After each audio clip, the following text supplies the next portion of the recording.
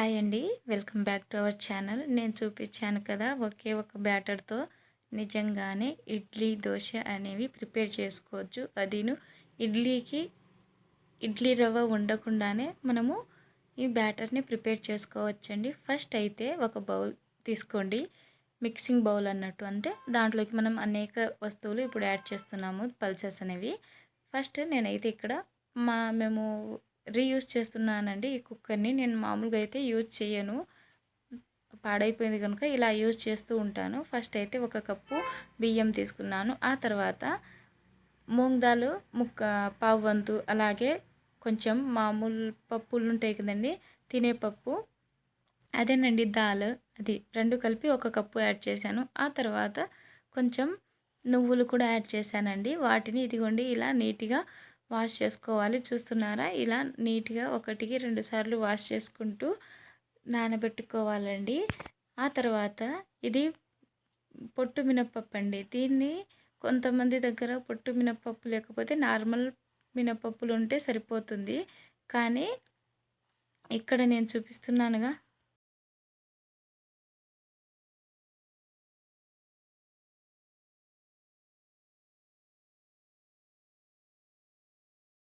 ఈ పొట్టు మినపప్పుని మార్నింగ్ లేచిన తర్వాత ఇలా పొట్టు అయితే తీసుకోవాలండి. నేను చూపిస్తున్న విధంగా ఇలా ట్రై చేయండి.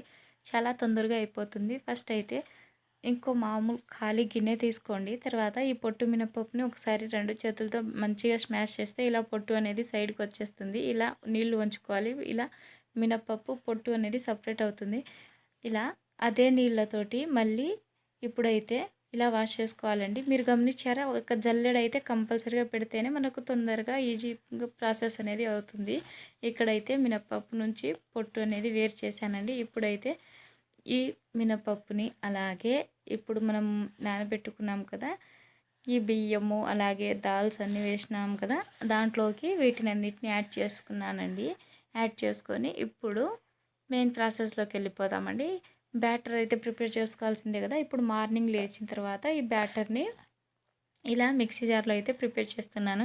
ఫస్ట్ అయితే నేను ఇడ్లీ కోసం అయితే గ్రైండ్ చేసుకుంటున్నానండి. కొంచెం గట్టిదనం కోసం ముందుగానే వాటర్ వేసుకున్నాను. ఒకవేళ ఈ పల్సెస్ అన్నీ యాడ్ చేసిన తర్వాత వాటర్ వేస్తే కొలత సరిపోదు అనేసి ఫస్టే నేను ఒక చిన్న టీ కప్పు గ్లాస్ తోటి వేసుకున్నాను వాటర్. అలా వేసుకున్న తర్వాత ఇదిగోండి ఇలా ఈ పల్సెస్ అన్నిటిని బాగా కలిపేసుకున్నాను కదా, ఒక మిక్సీ జార్లో ఇడ్లీ బ్యాటర్ కోసం ప్రిపేర్ చేసుకున్నాను. చూస్తున్నారా? ఇదిగోండి ఇలా ఇడ్లీ బ్యాటర్ అనేది రెడీ అయిపోయింది. కొంచెం థిక్గా ఉంది కదా, ఈ లెవెల్లో ఉంటే సరిపోతుందండి. మరీ మందంగా ఉన్నా మరీ పల్చగా ఉన్నా ఆ బ్యాటర్ అనేది ఇడ్లీకి పనికిరాదు. ఇప్పుడు నేను దోశ బ్యాటర్ ప్రిపేర్ చేస్తున్నాను. ఇందులో కొంచెం రాత్రి మిగిలిన రైస్ ఉంటే అది యాడ్ చేసేయాలండి. లేకపోతే బొరుగులు ఉంటాయి కదా, బొరుగులు అవి యాడ్ చేయొచ్చు. ఇదిగోండి ఇది దోశ కోసం ప్రిపేర్ చేసుకున్న బ్యాటరు. అక్కడ కొంచెం పల్చాగా ఉంది చూసారు, దోశ బ్యాటర్ అది. ఇప్పుడు ఇడ్లీ బ్యాటర్లోకి కొంచెం కర్డ్ యాడ్ చేశానండి. కర్డ్ యాడ్ చేస్తే కొంచెం మంచిగా మంచిగా ఉంటుంది కదా, కొంచెం పులుస్తుంది. అలాగే కొంచెం మెత్తగా కూడా స్పాంజీ టైప్ రావడానికి హెల్ప్ చేస్తుంది అన్నట్టు. ఇప్పుడు ఈ వీటిని నేను ఈ మిక్సీ కుక్కర్లో యాడ్ చేసినందుకు ఫీల్ అయ్యి మళ్ళీ నేను ఇలా బౌల్లో యాడ్ చేసుకున్నాను. ఎందుకంటే కుక్కర్ నాకు ఇప్పుడు కొంచెం యూజ్ ఉంది, రైస్ పెట్టుకోవాలి, అందుకనేసి ఈ బౌల్లో అయితే ట్రాన్స్ఫర్ చేశానండి. ఇప్పుడు ఇది ఇడ్లీ బ్యాటర్ నుంచి ఇప్పుడు నేను ఫస్ట్ ఇడ్లీ బ్యాటర్ అయిపోయింది కదా, ఇప్పుడు ఇడ్లీ పెడుతున్నానండి. ఇడ్లీ ప్రిపేర్ చేస్తున్నానండి. ఇడ్లీ ఇదిగోండి ఇలా ఒక ప్లేట్ తీసుకొని అందులో కొంచెం ఇడ్లీ బ్యాటర్ అలాగే కొన్ని 2 కప్పుల్లో కూడా ఇడ్లీ బ్యాటర్ యాడ్ చేశాను. ఇప్పుడు ఇడ్లీ టైం అయితే అయిపోయింది, 20 మినిట్స్. ఇప్పుడు ఓపెన్ చేసి చూశానండి. ఇది మామూలుగా పల్సెస్తో చేసాం కనుక ఇలా కలర్గా ఉంది.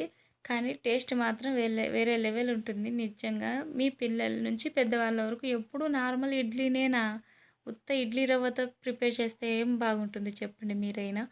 అప్పుడప్పుడు ఇలా పల్సెస్ తోటి ఇలాంటి ఇడ్లీస్ ప్రిపేర్ చేయండి. అలాగే ఇలా అంటే పల్సెస్ తోటి దోశలు ప్రిపేర్ చేయండి. వాళ్ళు నార్మల్గానే అనుకుంటారు ఇది ఇడ్లీనే, ఇది దోశనే అనేసి. వాళ్ళకేం తెలుస్తుంది? మనం వాళ్ళ హెల్త్ని కేర్ చేస్తేనే కదా రేపు పొద్దున వాళ్ళ హెల్త్ మంచిగా ఉంటుంది కదా.